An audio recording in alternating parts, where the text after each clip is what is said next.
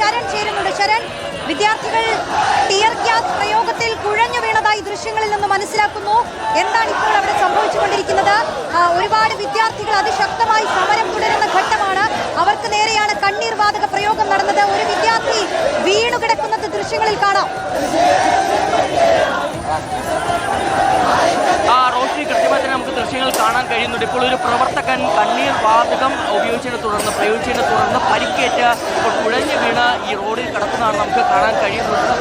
ഇപ്പോൾ മറ്റു പ്രവർത്തകർ എത്തി അദ്ദേഹത്തിന് വെള്ളമൊക്കെ തന്നെ നൽകുകയാണ്. എന്തായാലും ഇതിന് സമാനമായി തന്നെ, അതായത് മറ്റ് ചില ഇടങ്ങളിൽ കൂടി പ്രവർത്തകർ സമാനമായി കുഴഞ്ഞു വീണ ഒരു സാഹചര്യം കൂടിയാണ് ഉള്ളത്. എന്തായാലും 2 തവണയാണ് കണ്ണീർ വാതകം പോലീസ് പ്രയോഗിച്ചിരിക്കുന്നത്. ഇതിനാണിപ്പോൾ പ്രവർത്തകർക്ക് പരിക്കേറ്റിരിക്കുന്നത്. നേരത്തെ ഈ പോലീസിന്റെ ഷീൽഡ് അടക്കം പ്രവർത്തകർ വലിച്ചെറിയുന്ന സാഹചര്യമുണ്ടായിരുന്നു. അതിന് പിന്നാലെയാണ് ഈ ഒരു മാർച്ച് അക്രമാസക്തമായി മാറുകയും ചെയ്തിരുന്നത്. 300ഓളം പ്രവർത്തകരാണ്, SFI പ്രവർത്തകരാണ് ഇവിടേക്ക് സംഘടിച്ച് എത്തിരുന്നത്.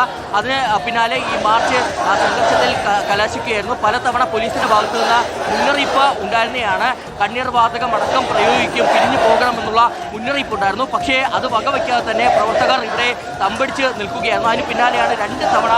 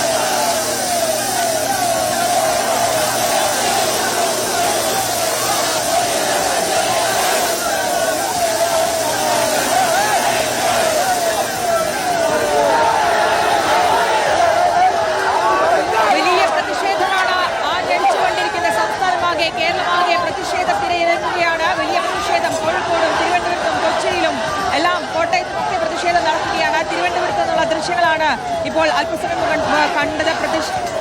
ജലപീരങ്കി പ്രയോഗിക്കേണ്ട